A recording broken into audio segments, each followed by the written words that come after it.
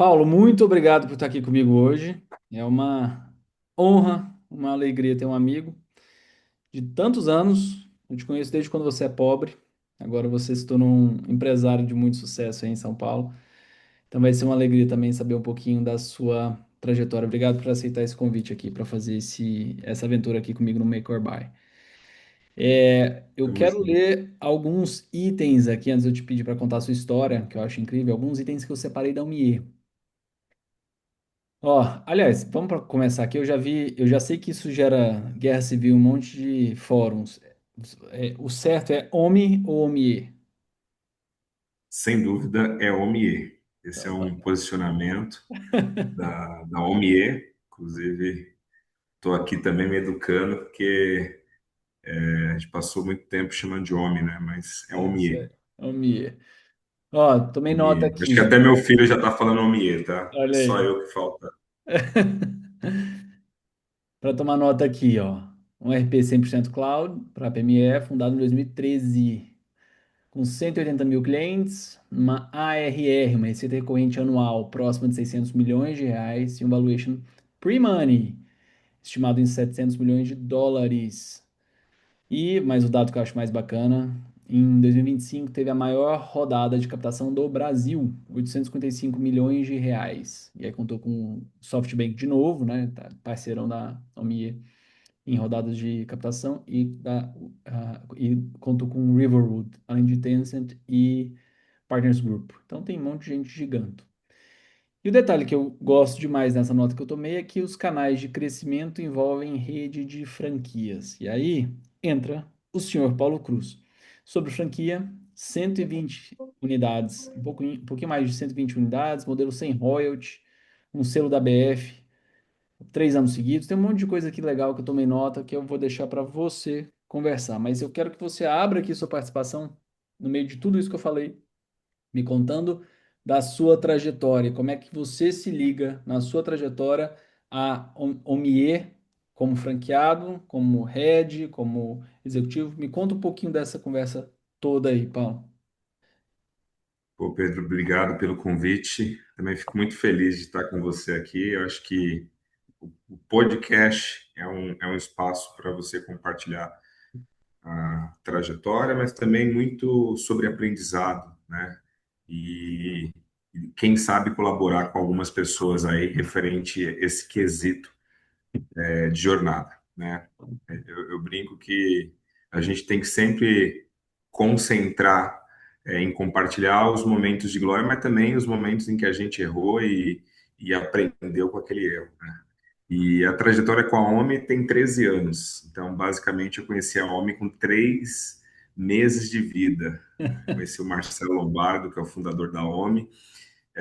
Eu sou contador de formação, eu tinha um escritório de contabilidade e queria um sistema que resolvesse uma dor que era integrar pequenas empresas, né, pequenas e médias empresas, com o meu escritório de contabilidade e não tinha no mercado, né? Então, Em São eu Paulo, isso, nasci né? com esse objetivo. Não tinha. Eu nasci com esse objetivo porque esse é um jogo que as grandes empresas já jogavam, né? Você ter um sistema, um RP que integrasse com o sistema contábil ou o módulo contábil dentro do próprio RP, que era mais comum. Então, eu trabalhei durante um tempo na área financeira e eu vi que para eu ter o fechamento contábil demorava muito. Quando eu decidi empreender na área contábil, eu falei, não, eu preciso resolver esse gap, porque eu não posso ficar refém de receber as informações do cliente. Então, precisa ter alguma ferramenta, alguma tecnologia que facilite esse dia a dia. E aí foi amor à primeira vista, né? A OMI é um produto incrível. Eu até testei outros players na ocasião. Não estava feliz com esses outros players, que eu acho que a gente não precisa nem compartilhar os nomes. Mas quando eu vi a OMI, eu falei, cara, é isso que o mercado precisa e é assim que eu vou escalar. Mas o amor à primeira vista foi tão grande que depois de 6 meses eu virei franqueado OMI. Então, deixei de ser apenas um contador parceiro, virei franqueado OMI. Em 2015, decidi focar 100%, né? Então, 2014 foi. final de 2013 e 14 foi um período de transição. 2015 eu abro a OMI Unidade de São Paulo, que é a unidade que mais vende licença OMI. E em 2021 eu abro a segunda unidade, que é a unidade de Santos, e hoje eu tenho duas operações, né? Então, a gente tem mais de 1.000 contadores sendo impactados pelo projeto e a gente já vendeu para mais de 9.000 empresas, né? Então, Excepcional. é muito orgulho, porque ninguém conhecia a Omie, ninguém tinha noção assim, a marca nem tinha o peso que tem hoje, né? Igual falar, pô, uma empresa de 600 milhões, né, com essas captações que a Omni teve, ou seja, gente de fora confiando na condução e execução da OMI, né? Então, assim, realmente é fantástico. A gente vê toda essa trajetória, o crescimento, o produto se desenvolvendo, apesar de, desde a sua origem, ser um baita produto, entregar muito, né? Eu até brincava, eu acho que o mercado não está tão preparado para tanta coisa que a gente já resolvia lá atrás, mas isso está tão consolidado que eu acho que a OMI não tem como, nos próximos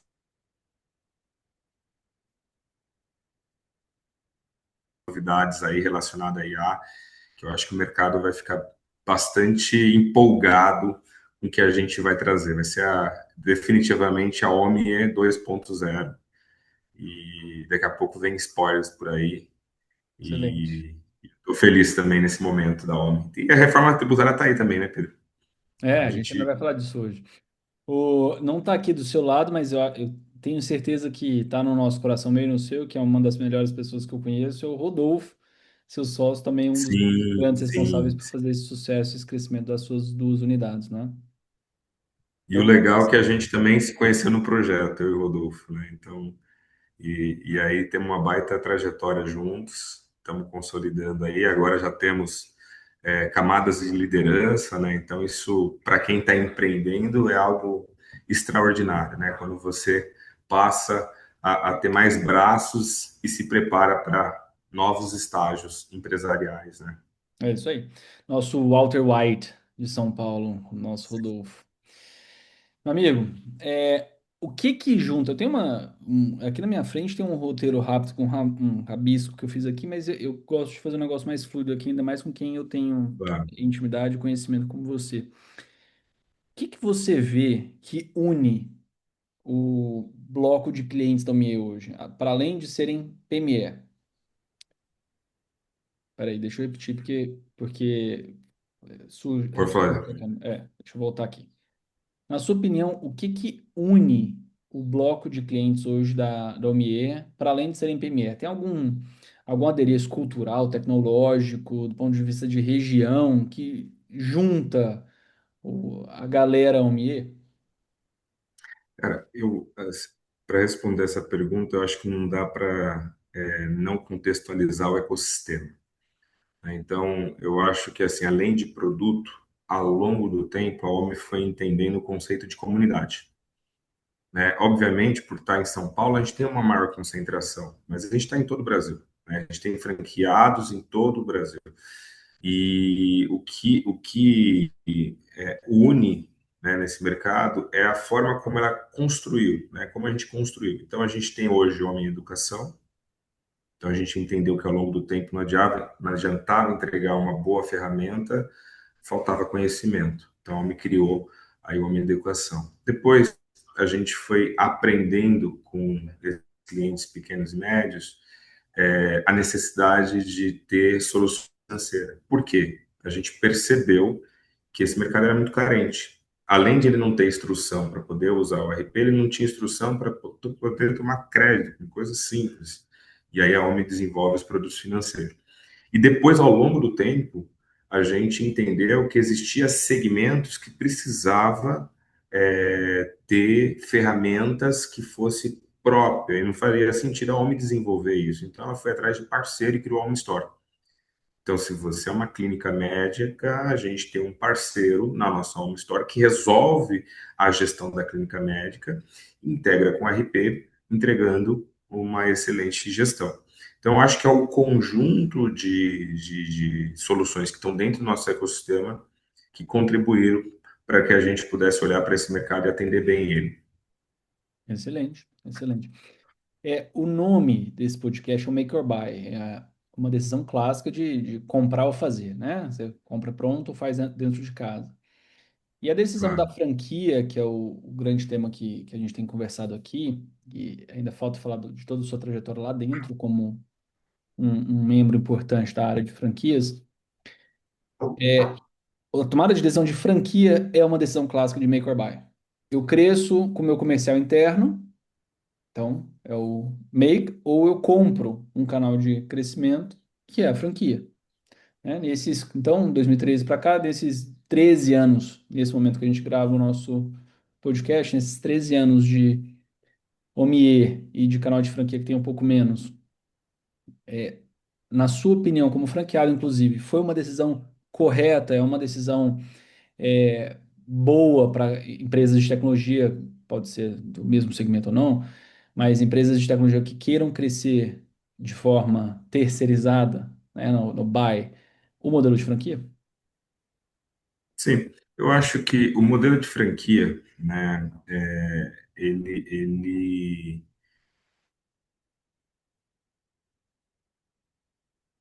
Peraí, que sua voz sumiu. Fala de novo. Começa de novo. o modelo de franquia, por definição, ele além da distribuição, ele tem você ter sócios da marca.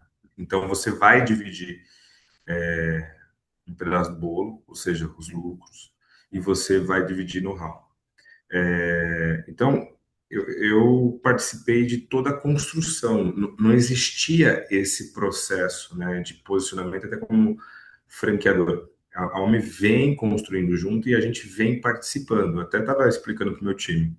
Cara, a gente começou sem universidade corporativa, sem treinamento, um sonho, um objetivo, e a gente acreditou muito no Marcelo, que é o empreendedor, entendeu? Mas eu entendo que quando você decide ter um canal de franquias, você tem que entender que você vai ter um parceiro para longo prazo. E esse parceiro tem que ganhar dinheiro. Esse parceiro, ele tem que fazer parte da estratégia. Se você combinar isso, aí você tem perenidade, você vai ter parceiros com perenidade. Então, eu acho que hoje romantiza-se um pouco nessa questão de, olha, você quer distribuir de forma rápida e com menos capital, vai para o caminho de franquias. Eu acho que além desses benefícios que claramente são financeiramente, você tem que genuinamente falar, cara, estou disposto a dividir para multiplicar. Né? Então, estou disposto a dividir meu know-how, dividir meu tempo, dividir recursos financeiros, lucratividade, para que eu possa multiplicar, crescer. Então, eu acho que é uma boa estratégia e os empreendedores que querem entrar no mercado com mais segurança é um bom caminho, desde que tenha um projeto validado. Eu brinco que a gente foi construindo, fazendo tudo junto. Então, o meu exemplo como franqueado é um pouco diferente. Né? A maioria das empresas já tem algo meio que já pronto. Né? Então, o meu foi construindo, foi dando feedback, a Alme foi aceitando algumas coisas, ajustando outras. Então, foi muito um trabalho de colaboração mútua, né? Ao ponto de, há quase 5 anos, eu também ter uma participação como sócio da OMI, né? Então, foi um programa que eles desenvolveram para alinhar ainda mais os interesses entre franqueado e franqueadora, né? Então, acho que tem que ter esse olhar, tem que ter o olhar final, genuíno de lucratividade, o seu franqueado bem, você está bem. Acho que é isso. E quando você decide representar uma marca mais forte, você também ganha tempo, né? Então, acho que é uma combinação. A minha trajetória é um pouco diferente que a gente fez junto, mas eu sempre acho que franquia é um bom negócio, desde que você esteja também aberto a seguir alguns protocolos, né? Então, você não decide 100%, né, os processos e tudo mais, você tem que seguir a diretriz ali da franqueadora também, né? Então, temos esse ponto que para alguns pega. É, claro. Você falou um negócio interessantíssimo. A sua jornada é de construção, da largada até hoje, que é um monstro, né, de projeto.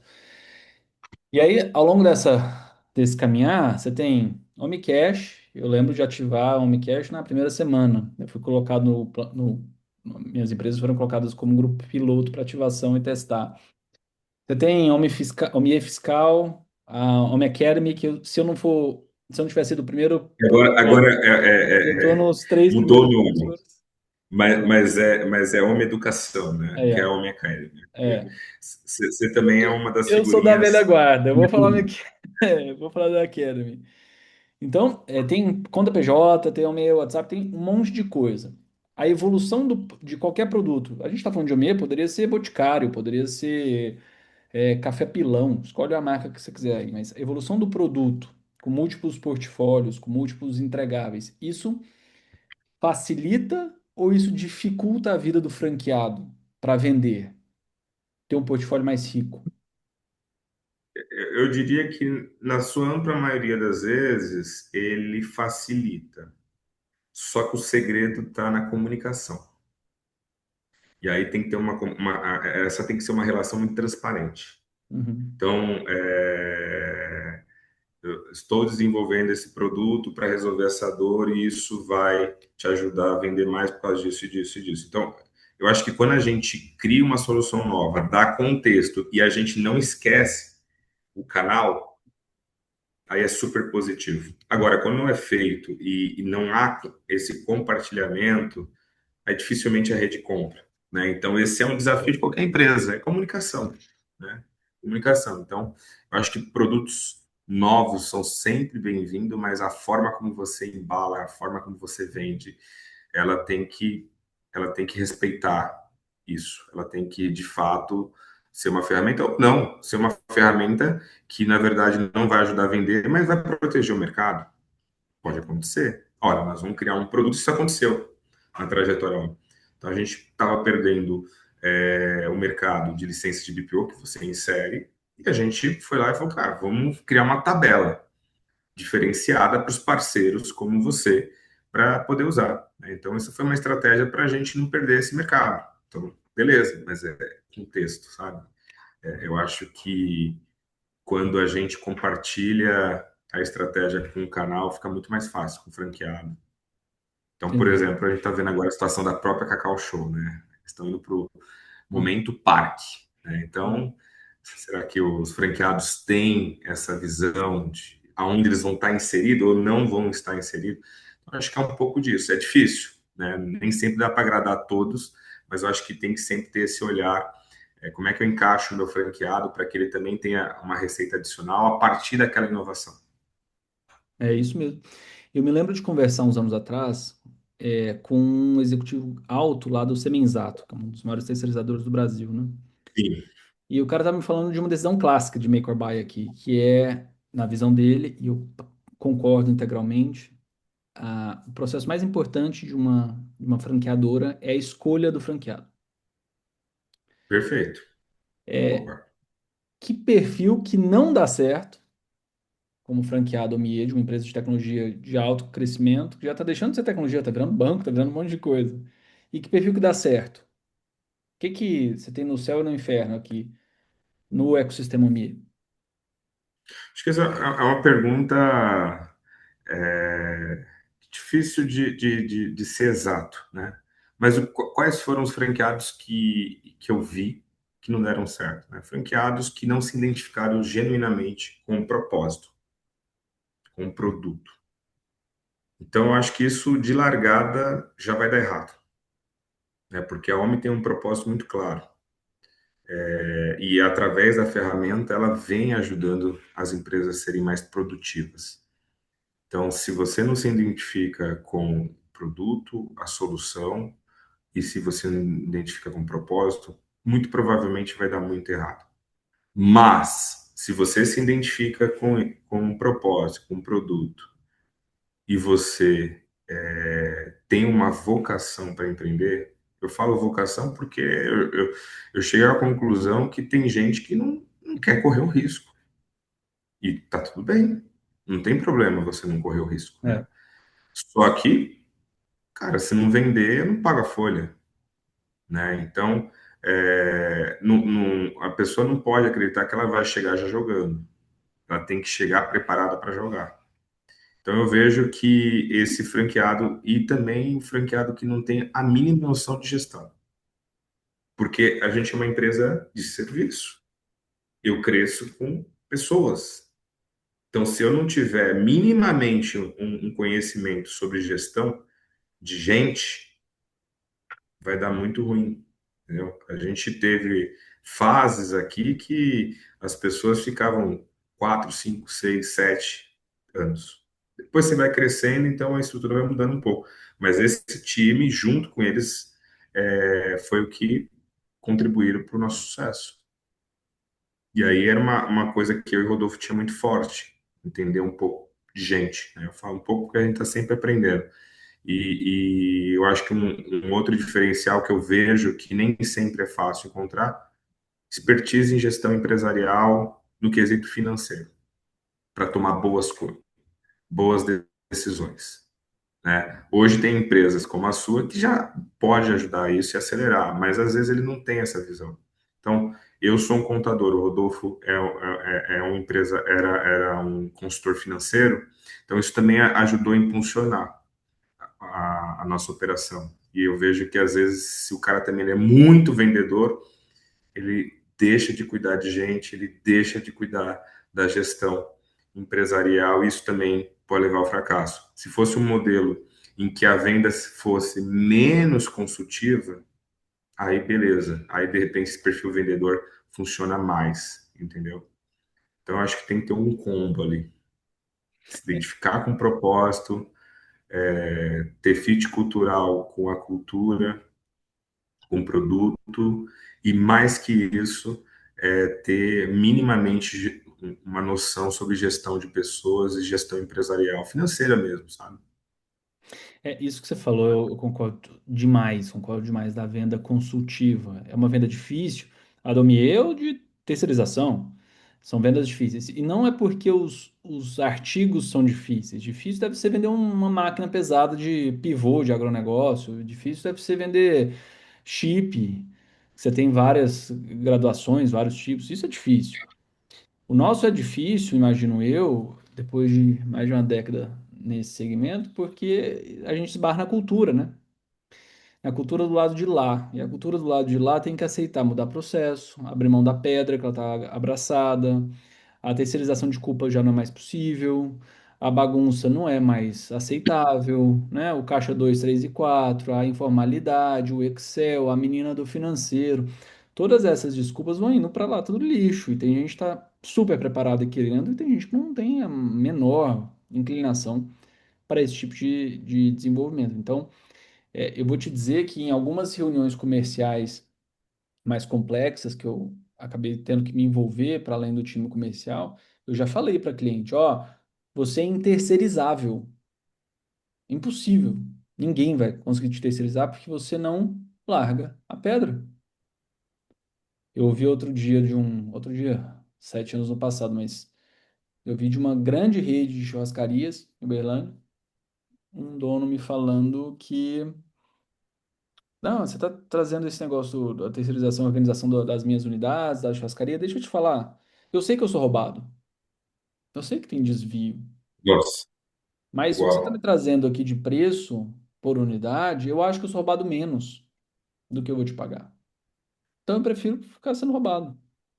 Que de verdade, sabe como é que é o meu financeiro? Ele pegou o celular dele, abriu o celular dele numa conversa de WhatsApp, uma foto, que a pessoa não deu um print da tela, ela bateu uma foto da tela. De uma planilha de Excel horrorosa. Eu falei, minha mulher mandou isso aqui, ó. Ela é meu financeiro, eu deixo ela lá para ela ter o que fazer, ela me manda essas fotos, para mim tá ótimo. Como é que você terceiriza um negócio desse? O problema é o produto explicar, controladoria, tesouraria. Não, não é. O problema é a cultura. Tem que sentar esse rapaz num banco de escola de novo da terceira série e começar de novo. Ou no banco de uma igreja e exorcizar, um dos dois, talvez os dois. Mas tem que fazer um processo difícil, né? De cultura aí. E, assim, você contando isso, eu lembro, né, de algumas empresas que a gente vendeu, né, foram centenas e centenas de empresas, e em algumas delas, a gente até conseguia passar a barreira do dono, né? Ele falou, Paulo, Cara, eu gostei de você e eu acho que o que você está me dizendo aqui, com certeza é para melhorar o meu negócio. Então vamos testar isso. E pasme, a pessoa do financeiro falou, não, mas isso aí não precisa. Nossa operação. Então é engraçado, né, que você trouxe em que o dono era o problema, né? Mas também tem a situação que o colaborador ele mata o projeto, né? E às vezes o dono, por não ter perspectiva e até tempo para se dedicar, fala, vou deixar para lá. Mas esse caso específico a gente passou pela barreira do dono e quando a gente chegou no financeiro, o financeiro falou que não precisava, tá? O dono falou, cara, já contratei. Vamos testar. O Paulo falou que dá para implantar hoje. E aí eu acho que é uma coisa fantástica da OMI, né? A facilidade de implementação. E quando eu sentei para ensinar como fazer, eu pedi documentos básicos, o FX, os documentos de contas a pagar e receber, para a gente lançar um dia. Então eu ia fazer o fechamento de um dia e falar, ó, segue daqui para frente. E o dia que a gente selecionou lá foi o primeiro dia útil do mês. E pasme, tinha vários lançamentos que eu não lembrava que foi pago. E aí ficou aquele clima chato, mas seguiu o barco. Ó, os que vocês não lembrar, coloca aqui como outros, mas depois você vai ter que Voltar. criar um objetivo aqui de voltar e porque não dá para eu ficar aqui vendo com você até você se lembrar, a gente precisa ser objetivo. Então foram 5 lançamentos como outros e falei, agora você toca. Me ligou depois de 30 dias, falou, Paulo, estava sendo roubado, né? Então, infelizmente, foram praticamente 20 mil e eram piques aleatórios que eram feitos e não tinha processo. Não tinha, o sistema já está me dando processo, desliguei e estou seguindo a vida aqui. Agora entendi porque não sobrava dinheiro. Mas você vê, uma coisa sutil, né? Uma facilidade que nesse caso a gente teve um sinal feliz, mas por vezes o cara nem dá essa oportunidade, nem para quem presta esse serviço, que vai executar isso com excelência, e nem para a ferramenta, né? Então, de fato, o que você disse é um ponto assim que a gente vai precisar trabalhar muito ainda para mudar a mentalidade dessas empresas que estão perdendo dinheiro, estão perdendo oportunidade e a gente acaba sendo menos competitivo, né? Porque o brasileiro, infelizmente, ele é muito menos produtivo do que a maioria dos mercados, né? Os Estados Unidos é 5 vezes, as Sim. PMEs são 5 vezes, faturam 5 vezes mais, né? Então, assim, o pequeno lá, ele tem uma rentabilidade, tem maior faturamento e ele emprega a mesma quantidade quase que a gente, né? Então, é coisas que a gente tem como paradigmas que a gente vai precisar continuar batalhando. Mas de vez em quando a gente perde a batalha aí para esses que não querem. Eu já falei isso em outros carnavais. Eu acho que o grande concorrente do Omie não é um outro ERP. O grande concorrente da minha empresa de terceirização, da TAG, não é outro escritório. É o não fazer. É o É Excel. isso. É a menina do financeiro. É a Pocilga. Essa é a concorrência, porque tem 21 milhões de CNPJs. A Almeida tem um plano até 2030, que eu até peguei no site para te perguntar aqui, de chegar a 1 milhão de clientes. Eu estou lendo aqui na minha É um anotação. milhão, mas a gente já está almejando algo até maior. É 1 milhão de cliente, 1 milhão de faturamento. 1 bilhão, na verdade, né? Pois é, então assim, Então, 1 milhão vai ser talvez a maior empresa de sistema. 1 milhão, são 21 milhões. Então, a grande encrenca tá. Se eu tiro o meio, sobram 14. A grande encrenca não está no próximo, na porta do lado, no cliente do lado, no concorrente do lado, está no não fazer, né? Tem uma fronteira inexplorada e muito grande. Eu vejo isso aqui em Portugal. A informalidade da gestão aqui em Portugal é bizarra, bizarra, porque caramba, a carga tributária é maior do que a nossa. Então, os negócios. Tem dois motivos aqui. Aqui em Portugal, a carga tributária é maior, então os negócios se forçam a serem mais informais para pagarem menos tributo. E, por outro lado, o país é offline. Demora a chegar o avanço que a gente já tem e tem como normal na competitividade dos nossos negócios, até porque o ambiente é tão hostil e a gente fica muito bom. né? A gente fica muito resiliente. Aqui é diferente, tem dinheiro muito barato, tem o fundo europeu que Tudo muito ajuda. previsível, né? É muito estável, muito estável. A Euribor, que é a Selic deles, na alta histórica dela, com 3,70% ao ano. Amigo, 3,70% de alta histórica. O Brasil sofrendo com 15 de Selic, né? Então, é muito diferente. Então, a produtividade aqui é muito baixa. Então, comparado com a PME daí. A gente é bom. E mesmo assim, tem o outro degrau que você falou, talvez um dos maiores do mundo, que é o dos Estados Unidos, né? A produtividade lá. Então, essa barreira Isso que a gente cultural, está falando de China, né? Isso que a gente é, está falando de China. eu acho a barreira cultural um negócio de louco. Você sabe, você falou aí da fraude que você pegou no cliente, eu lembrei de uma história. Isso eu comecei em Goiânia.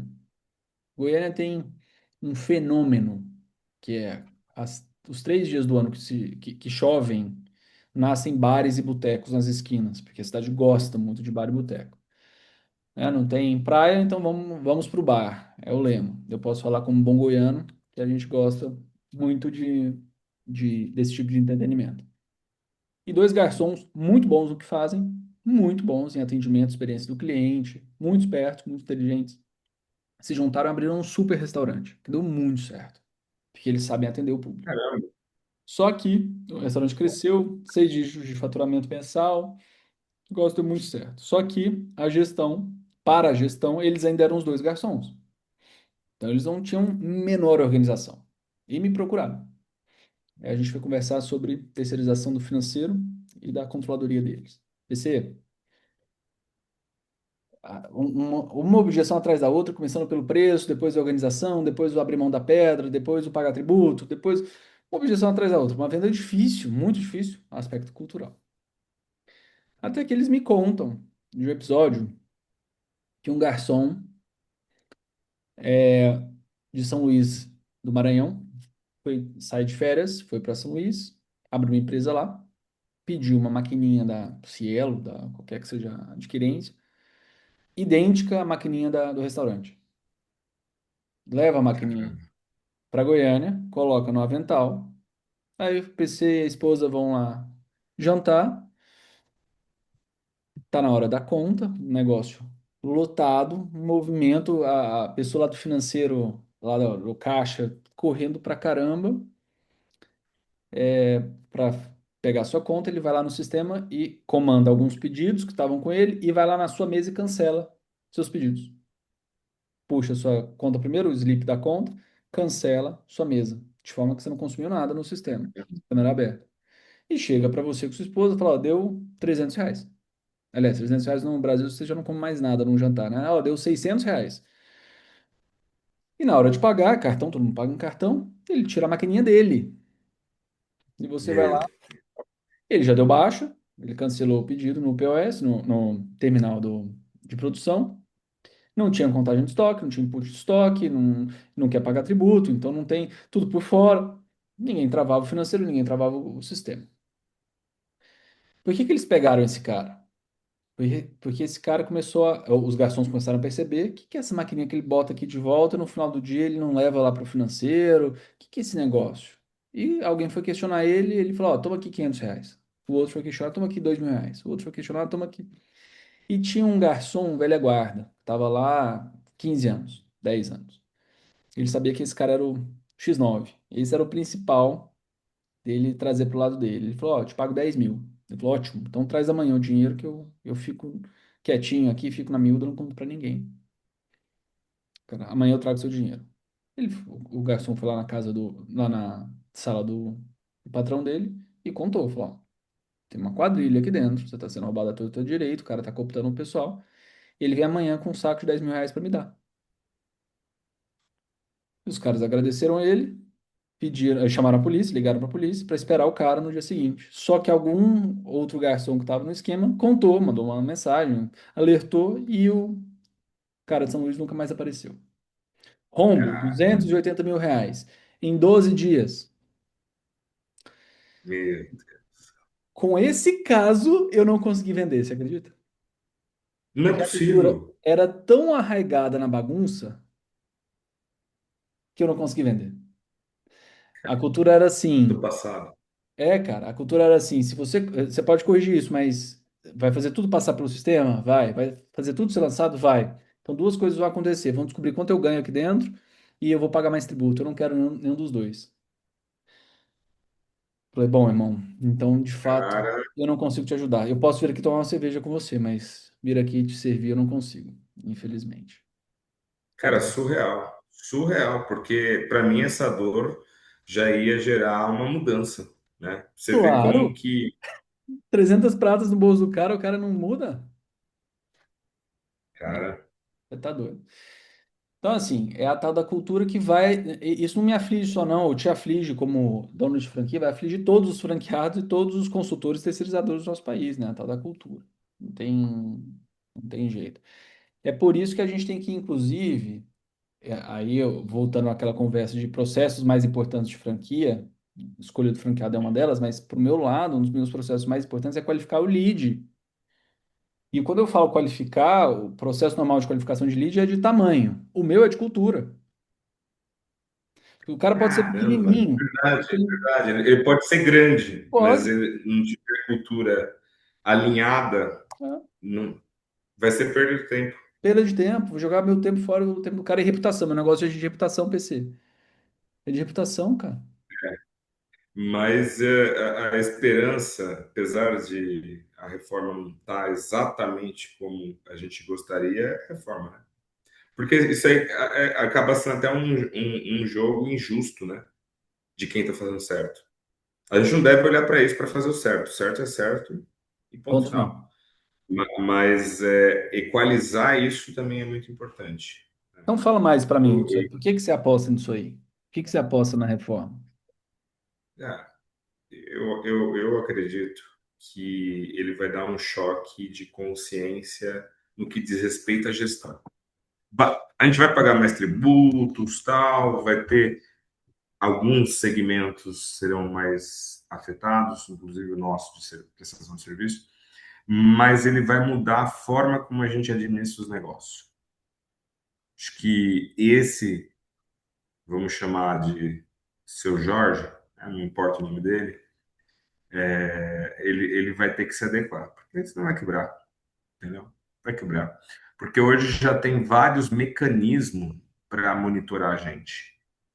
Você tem os SPEDs, você tem a máquina de cartão, você tem os bancos. Até as contas digitais já estão entrando em algumas obrigações acessórias para o governo ter acesso a essas informações. Então, uma coisa que a gente é muito bom no Brasil, né? De monitorar os É mesmo. empresários. A gente é bom, cara. Se a gente tivesse essa eficiência para o serviço público, a forma como eles analisam, a gente estaria bem posicionado, muito melhor do que a gente está hoje. Então, eu acredito que vai mudar a cultura, a não ser que a gente volte para o recebimento de dinheiro, que eu Escambo. não acho que dá, entendeu? Acho que não dá. A gente já criou o hábito de pagar via cartão de crédito.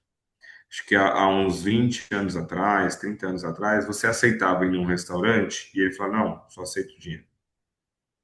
Acho que hoje não dá mais. Então, se ele quiser continuar vendendo, ele vai ter que se adequar, né? E vai ter vários mecanismos, e a parte em que o governo retém, né, que é o split payment, no momento da transação, muda tudo. Você não vai ter tempo para pagar, e eu vou te fiscalizar. Se você não pagar o seu tributo como prestador de serviço para minha operação, eu não recupero o crédito. Então você ficou mais caro. Então a gente também vai ter que ter um filtro para melhores fornecedores. E assim, se de fato as coisas acontecer como foi desenhado e tem vários pontos de melhoria, eu acho que a gente vai ter de fato uma mudança cultural. E aí, quem sabe, a gente, através de ferramentas como a nossa, soluções como a da TAG, a gente se esbarra um pouco menos nessa questão cultural, nessa questão do jeitinho. Certeza que vão arrumar alguma coisa, mas eu acho que do jeito que foi amarrado, vai ficar muito mais difícil, entendeu? Isso é bom porque quem faz. corretamente, vai ter um jogo mais limpo, entendeu? Essa é a minha expectativa, tá? Essa é a minha expectativa. Eu espero que a gente consiga ter, jogar de forma justa. Hoje, você tem um concorrente do lado, ou ele não está recolhendo parte do tributo, ou ele está abrindo 50 Simples Nacional, enfim, alguma coisa ele está fazendo que ele consegue ter um preço melhor. Se a gente equalizar isso, fica no mercado quem é bom, não quem tem alguma vantagem, vamos chamar assim, fiscal. O que eu não recrimo o planejamento tributário, né? Aí é uma outra história. Mas, por exemplo, eu já conheci alguns empresários que abrem diversos MEIs para sustentar uma operação. Como dizem, né? Ele cresce igual caranguejo. Enquanto tiver filho, primo, parente, vai se abrindo uma empresa. E tá lá, recolhendo pouquíssimo tributo. Isso é uma coisa que, para mim, né, que procura fazer o certo, não sou perfeito, acho que ninguém é, mas me esforço, que a gente tinha que acabar no Brasil. Tinha que acabar isso. Aí a gente não está jogando o mesmo jogo da eficiência, do melhor produto, da melhor experiência, entendeu? É um jogo desigual. A reforma ela aborda parcialmente isso, né? Porque BS e CBS também dificultam a vida. Aqui, por exemplo, é IVA e ponto final, né? Tem o imposto de É renda que a ainda. gente tem o nosso jeitinho, né? O É, brasileiro, ele não pode criar um IVA ou seguir algum que já existe. Ele tem que criar o IVA próprio, né? Tem alguns que estão chamando dual IVA, né? É muito, muito engraçado isso. Sempre quer deixar ali, ó, isso aqui é brasileiro. Eu acho uma pena. A gente podia deixar simples mesmo. O IR vai continuar, né? Então, assim, eu falei, por que que não unifica tudo, cria uma coisa só e acabou? Então, aí em Portugal, de fato, é o IVA, é o é único o IVA. imposto e pronto. Você vai ter os créditos, normalmente, e tem o IVA. No final é o IRC para a empresa, né? Imposto de renda é o nosso IRSS com contribuição social, mesma coisa. Qual que é É o percentual? 23. Aí é 23? O nosso estão calculando chegar a 28, né? E aí, né, Difícil. entra de renda para qualquer. Pode ser o micro, pode ser o giganto. Que aí são 25. Acho que o Tem isso. segredo para balizar isso vai ser comprar bem, contratar bons parceiros, né? Porque aí você consegue equilibrar através dos créditos. A gente, aí eu falo, não vai dar para fazer gestão no caderninho, não vai dar para fazer gestão no Excel. O cara vai ter que ser mais eficiente, ele vai ter que dar atenção para essa parte. E aí empresas como as nossas, né, quer seja a ferramenta, quer seja a inteligência, vai precisar ajudar esses caras, porque senão vão quebrar. Não vai ter outra alternativa. Não tem. Sim. Paulo, mas será que vai 100%? 100% a gente não sabe, mas que a gente vai inventar alguma coisa, uma pequena parcela da população vai inventar alguma coisa para burlar, isso vai. Mas a tendência é que a gente resolva um pouco isso. Você A falou tendência. esse do recebimento em dinheiro. Eu te falei que aqui, em Portugal, a economia ainda está muito atrás comparado com a nossa, no desenvolvimento e a tecnologia. Aqui é super normal. Super normal você ir num lugar que só recebe em dinheiro. Eles têm um filhote de Pix aqui, que é o MBWay, tem limites. Se você extrapolar aquilo, ele não passa mais, nem para receber, nem para enviar. Eu não entendo o porquê disso. Mas eles têm os limites. Então, voltam para o dinheiro. Então, até o limite do MBWay vai. Tem tarifa nos cartões, né? MDR do cartão, a taxazinha mercantil do cartão. Tem, alguns correm de cartão e ficam no dinheiro. Super normal. Vai andar aqui no comércio, no dia a dia, tenha dinheiro no bolso. Então, é o que eu te falei do nível de Mas é desenvolvimento. uma questão cultural, né?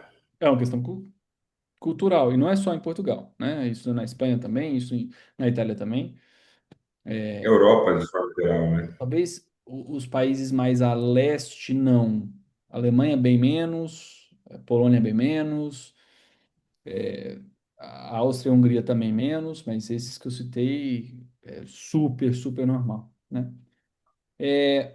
E com esse advento da evolução de tecnologia no ambiente regulatório, fiscal, como é que você imagina que vai ser o franqueado da OMIE daqui a 3 anos, daqui a 5 anos? O que que você imagina que vai mudar ali dentro do ambiente?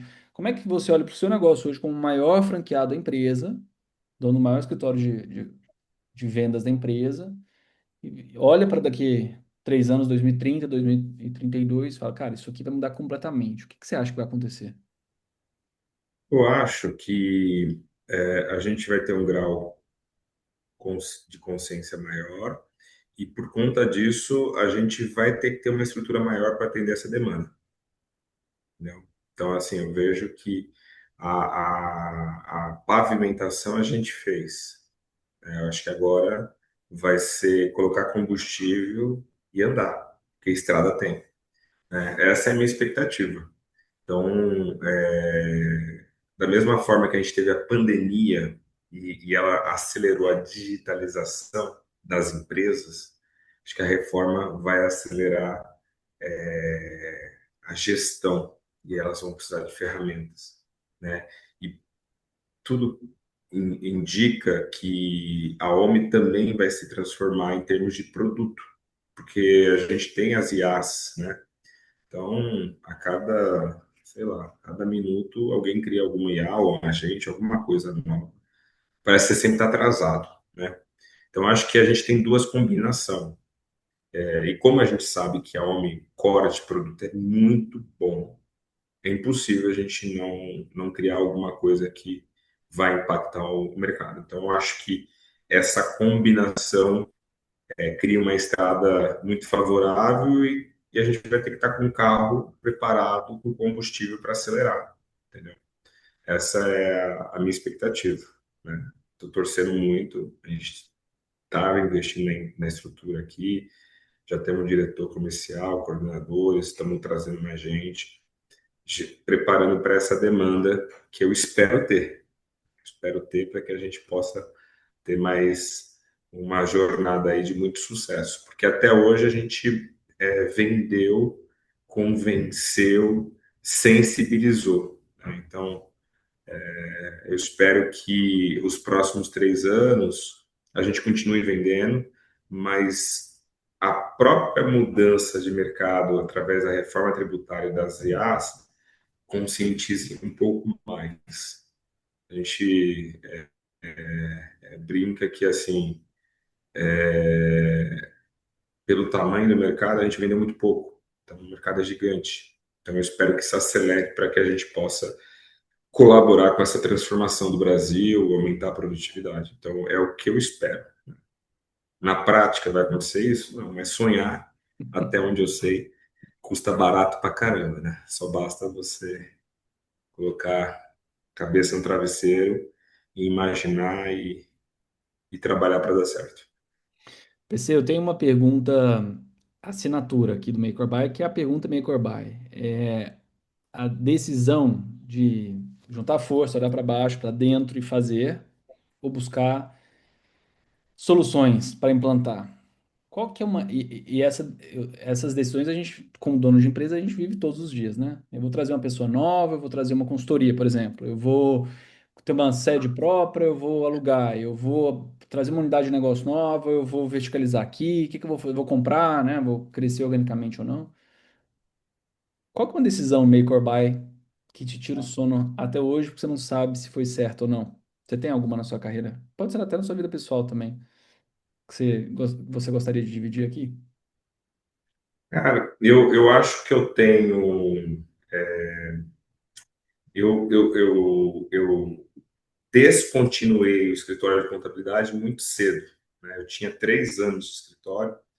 Acho que essa foi uma decisão difícil, que foi muito assertiva ter colocado a energia na OMI, mas é algo que eu falo, poxa, é um segmento que eu também sei que eu posso contribuir, sabe? Com a minha mentalidade, com que eu já faço hoje, mas não diretamente, né? Porque eu brinco que assim A contabilidade me escolheu, porque nenhum dos meus sonhos ou metas, quando eu era jovem ainda, se passou na cabeça a contabilidade, né? Por uma curiosidade, eu queria ser engenheiro agrônomo, né? Então, não parece, mas eu sou um cara mó vibe natureza, né? Que gosta desse universo. E a contabilidade me escolheu, porque o meu primeiro emprego, eles me deram essa oportunidade de, Paulo, se você quer realmente fazer faculdade, tem que ser contabilidade. Eu falei, poxa, meu sonho é fazer contabilidade, então é fazer faculdade. O curso, beleza. E aí eu entrei. Então eu acho que foi um momento de inflexão. Tomei uma decisão muito assertiva, poderia ter dado errado, mas todo esse conhecimento também me impulsionou aonde eu estou hoje, né? Então, acho que o mercado contábil é uma coisa que eu continuo ajudando, continuo transformando, mas mais os bastidores do que propriamente diretamente ali com os clientes. Eu acho que esse é um ponto, mas eu sempre, quando eu compartilho isso, eu falo, a vantagem é que nada está escrito em pedra, né? Então, hoje o meu foco está aqui, homem, né? Amanhã, quem sabe, pode ser no segmento contábil ou estruturar e ajudar outros escritórios de contabilidade a terem a sua performance com um pouco mais de intencionalidade, como eu já faço hoje, mas, né, muito mais voltado ao universo homem. Acho que é um pouco disso, Pedro, um pouco disso, e eu gosto de olhar para trás e ver que realmente a gente tem vários pontos de inflexão e a gente toma aquela decisão que às vezes a gente não tem certeza, mas, cara, tá dando certo, acelera e continua, que é um pouco do que eu venho fazendo. É isso aí, excelente, PC, excelente. PC, como é que as pessoas te encontram, entram em contato com você e te chamam para ser conselheiros das empresas contábeis dela? Então, ô, conselheiro PC, como é que elas te Ó, encontram? tô no Instagram, paulo.gcruz. Estou no LinkedIn também como Paulo Cruz. Tem o Instagram da minha unidade, que é Homem Unidade São Paulo. Então, qualquer uma dessas redes sociais, as pessoas conseguem se conectar e a gente bater um papo. E eu espero aí na minha jornada ainda ajudar muitas empresas através de ferramenta, conhecimento, conexão, que é uma coisa também importante, né? A gente fala muito de ferramenta, fala muito de método, mas conectar pessoas também muda o jogo, né? Muda o jogo. Então nós aqui se conectamos lá atrás, já me indicou cliente, já indiquei cliente, a gente mantém essa conexão ativa, compartilha conhecimento. Eu acho que isso é algo que eu adoro fazer. Então, se você quiser se conectar comigo, vai ser um prazer também ter mais pessoas conectadas. É isso aí. Galera, esse foi o Make or Buy. Muito obrigado pelo tempo, pela energia de vocês. PC, foi um excelente movimento e momento aqui com você. Um abração para você, um beijão pro Rodolfo também. Boa sorte para vocês. Obrigado. Obrigado, tamo junto. Sucesso para nós.